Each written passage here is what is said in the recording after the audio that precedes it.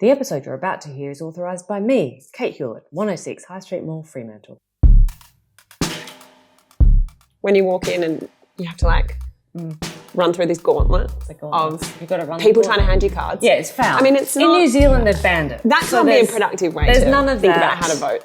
There's no how to vote cards. There's no signs and banners. You go into the polling station and there's some pamphlets for each party and that's it. Well, hello, a piece of cake. Have we made an intro song? I think so. I'm Emma Pegram. I'm Kate Hulett. We're recording on Wednesday afternoon.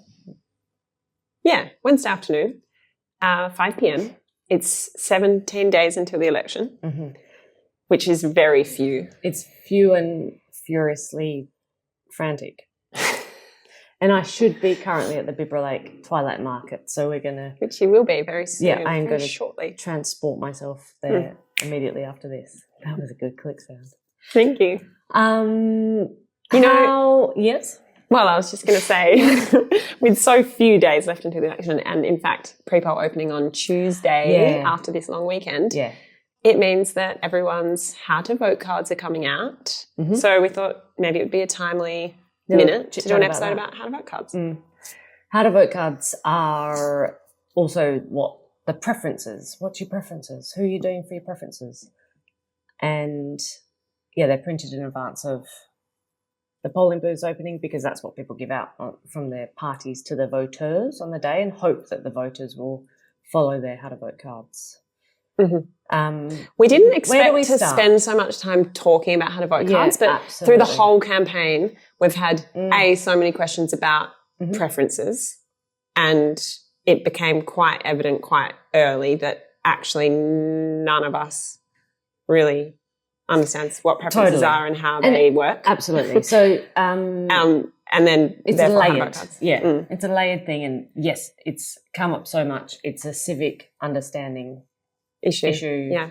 And we spoke about it a little bit previously. And I guess you're right, because once we established that as an independent, you don't you don't tell people how to vote. You just say, put a 1 in the box next to my name, and then you choose your numbers in the other boxes. But I thought then that would be the end of the conversation. Yeah. It's like, we don't need to talk about this anymore. Totally. Well, I was just going to say, to be clear, not all independents do that. No. A lot of the community independents do, and you certainly do, and have. That's what's going to be on your how to vote card on Tuesday. Vote 1 Kate and number the rest of the boxes the way you please. On Tuesday after Easter holiday. That's Tuesday once again for those You've of got 2 weeks of early voting before Election Day on May 3rd. But yes, I reckon the question that comes up the most that relates to this topic is literally just people storming into the office or into the inbox with the phrasing, who are you giving your preferences to? They literally are storming into the inbox because mostly written in caps. The emails arrive with a little thunder sound. Yeah.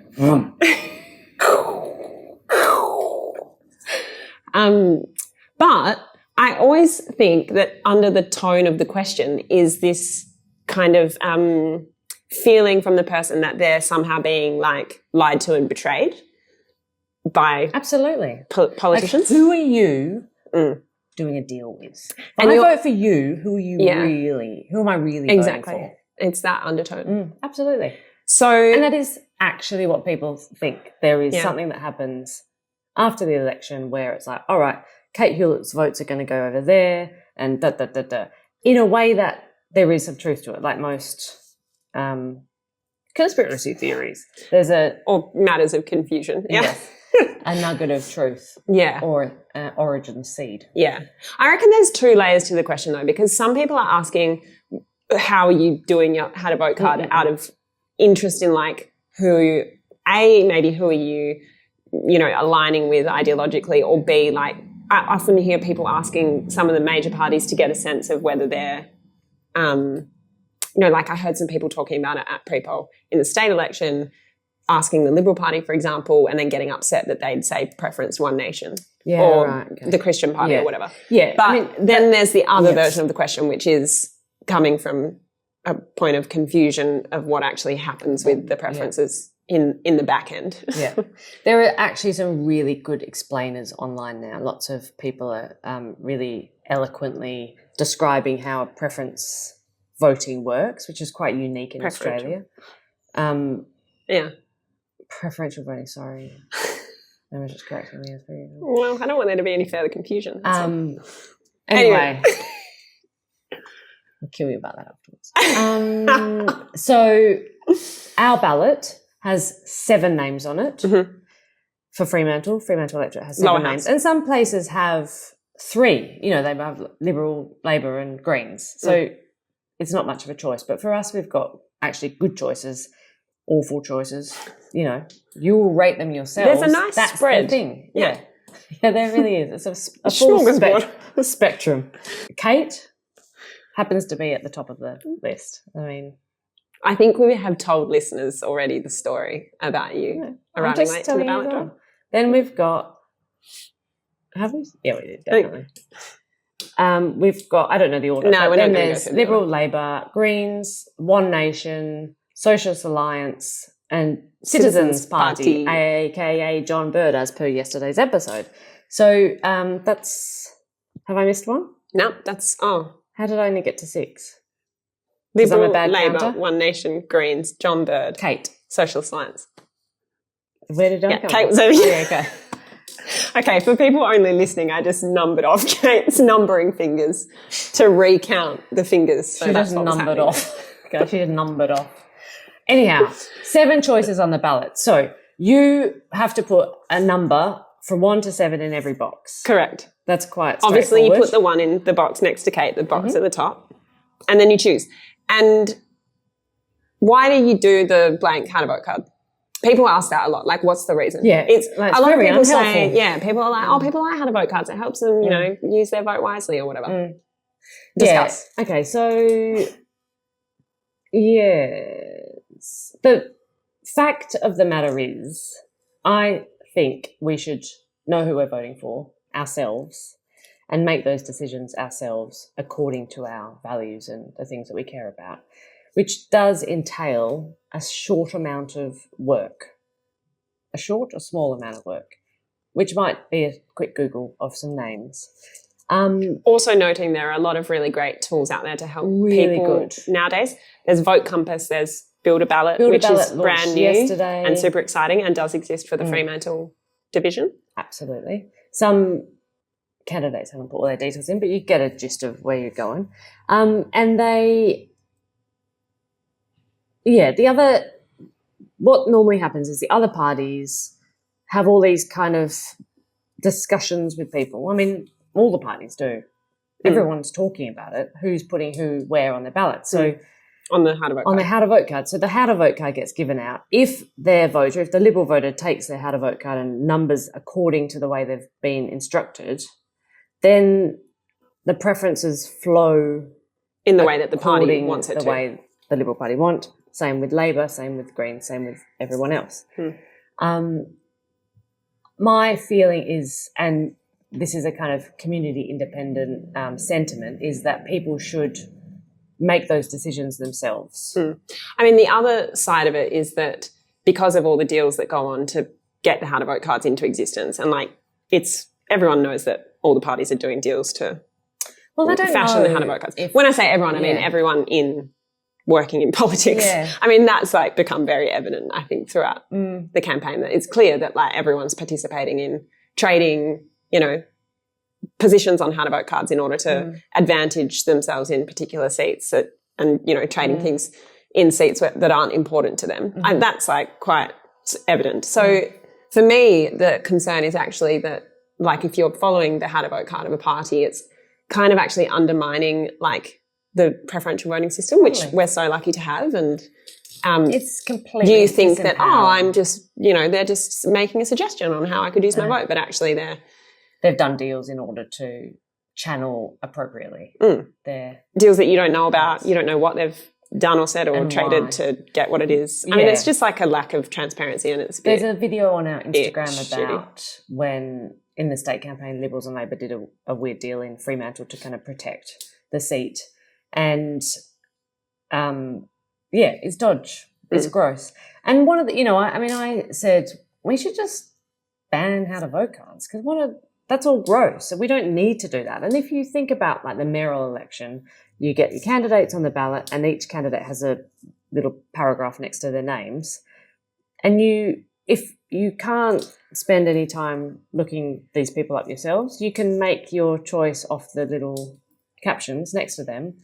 And maybe that's sufficient. Mm-hmm. The thing that really got me was all of not only the kind of labour that went into the discussions and mental kind of effort and time and so on, and obviously for all the parties, but all the printing of all the bits of paper that get handed out. And they do get recycled on the door, but they do get, they can go to the recycling generally, places. But it just felt like the most gross waste of resources and money and effort for just nothing that's actually benefiting democracy in our country. Mm. So, yeah, in short, we just say put a 1 next to my name and then you number the rest the way you like. And we kind of say don't follow the other people's how to vote cards. Mm. You number your ballot the way you want to number it. Mm. I reckon what's also interesting in this conversation is like thinking all the way in the like fullest realization of this idea of banning how to vote cards. There's accompanying factors where like we teach civics, for example, in Australia, which we currently don't do. Or there are other like electoral process reforms to strengthen democracy. That strengthen democracy, but also that like protect voters or, like that empower voters to get the right information and not be lied to, whatever, et cetera. So that, and like, I mean, no one likes rocking up anywhere and there's like, placards and banners everywhere and people trying to, it's literally like a, what do you call like a, something when you walk in, you know what I'm trying to say. When you walk in and you have to like run through this gauntlet. That's what it is. Of you got to run people trying to hand you cards. Yeah, it's foul. I mean, it's in not, New Zealand they've banned it. That can't be a productive way to think about how to vote. There's no how to vote cards. There's no signs and banners. You go into the polling station, and there's some pamphlets for each party, and that's it. You can and take same it in France. I've seen they've got these spaces where electoral materials can go that give voters information about the parties, and it's like this very limited space, and you sort of go and you look at that and you have a read and then you go and cast your vote.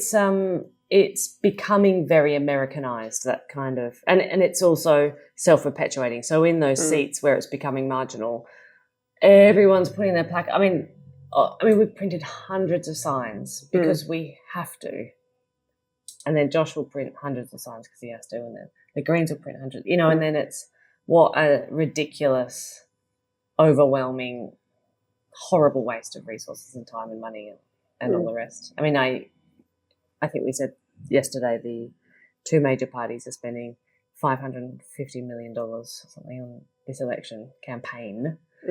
Well, imagine what could be done in the world with that money. Not it's just so much money. Letters and flyers and signs. Billboards. And a lot of them that have complete kind of utter rubbish. Because they can lie. Yeah. They're exempt from the laws that everyone else has to abide by in terms of lying on their paperwork.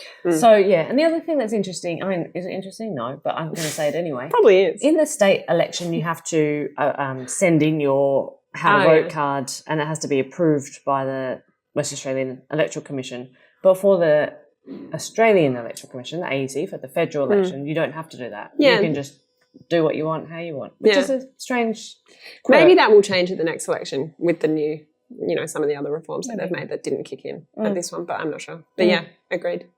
So first step towards a ban, perhaps. I guess we just keep coming back to that. It's really important to put your favourite or least worst candidates at the top and put your least favourite at the bottom.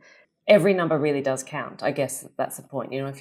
If you're the smaller parties, you can still put them at the top and not worry that your vote's going to get chucked in the bin, because eventually you'll hit one of the top two and you'll just put your most worst at the bottom. Your most worst. Your hate that you hate at the bottom, love at the top. Yeah, or that's a nice way of like at the top. At least love in a professional way. Exactly. Do you want to talk about the basketball? We went to Wally Hagan yesterday, and the main part was that I threw the basketball over the back of my head and it went in after about 10 shots. Which is iconic. You shouldn't tell people it took you 10 shots. It might have been less. But radical transfer. Someone will say it was more. But I wasn't going to leave until it happened. So I was there for the I'm sure they loved that. Had about 10 children just staring at me. Prior to the going through the hoop, I hit a kid with the ball, not physically. I'm so glad. Yeah, I think someone fell over. I mean, it was, the regular. What was going on there? Why were you there? Just felt like doing it. I mean, I know why, but, the listeners might not.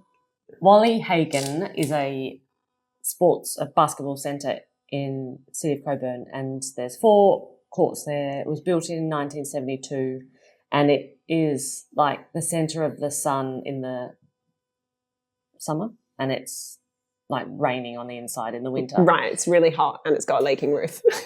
To translate. Imagine how boring. From Kate to English.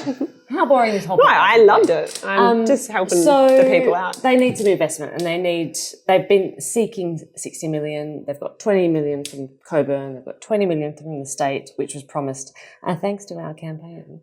And now they're seeking the final amount of funding in order to from upgrade. The federal government. Yep. And, there's a wait list of hundreds of people who want to join up, and it's just a really heavily used and really loved place that needs investment.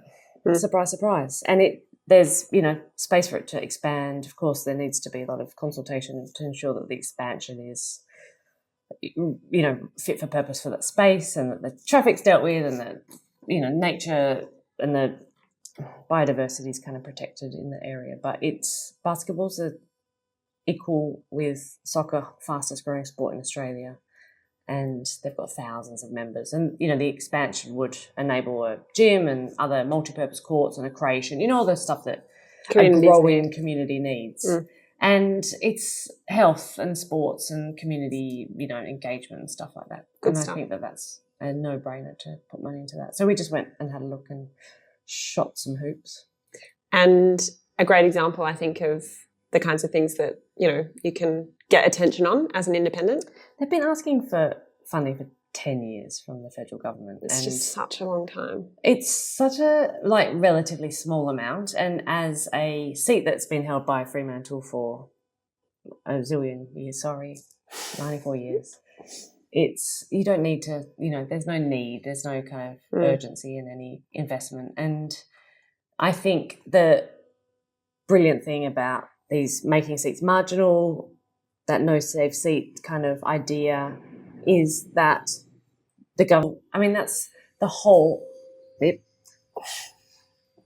point of this campaign is to, give better results, better representation and more power for Fremantle in federal and state, in every layer of government. And it feels really exciting and hopeful that we might be able to get there. That didn't sound very exciting and hopeful, but I'm just conscious of the sound vacuum behind me. Oh. Should we quickly do the goodbye? Anything else to do? I think that's it for us, but tune in again. Should we quickly say on the weekend, it's Easter weekend. On Friday, I think I have 24,000 leaflets to deliver personally. And then feel free to help us if you like. Saturday. Sunday, we've got Freo Farmers Market and another event in Bibra Lake. And Monday we're doing we've got a walk at Bibra Lake. We're gonna do a circumnavigation of Bibra Lake, and anyone can come and join us. It's just a walk, really. There's nothing to do or say. It's just to be together. Basically, we just can't spend a single day apart, and give it a public holiday. We thought, let's walk in matching t-shirts. That's it. And then pre-poll opens on Tuesday. Correct. Ooh. How many locations for pre-poll for 2 weeks? 4. Great. 4. Yeah. So you can see all our crew down there. Yeah. Cast your vote early. Okay. So like and subscribe. Share this with your friends. if you'd like to contribute to the campaign, you can donate via the website. You can sign up for pre-poll shifts, election day shifts, volunteering help. We actually do need pre-poll shifts. We really need pre-poll shifts covered. So please, if you want a T-shirt, they're arriving on tomorrow, something like that. Yeah. If you would like a sign in your garden, pop it on the website. We'll come and drop one off. KateFromFremantle.com. It's all there. I'm actually slurring my words. Emma's just drank a whole bottle of wine while we were talking. That's a lie. She is kind of paralytic. That's embarrassing. A lie. It's a complete lie. We'll see you tomorrow. Speak to you tomorrow. Thanks for listening. Thank you.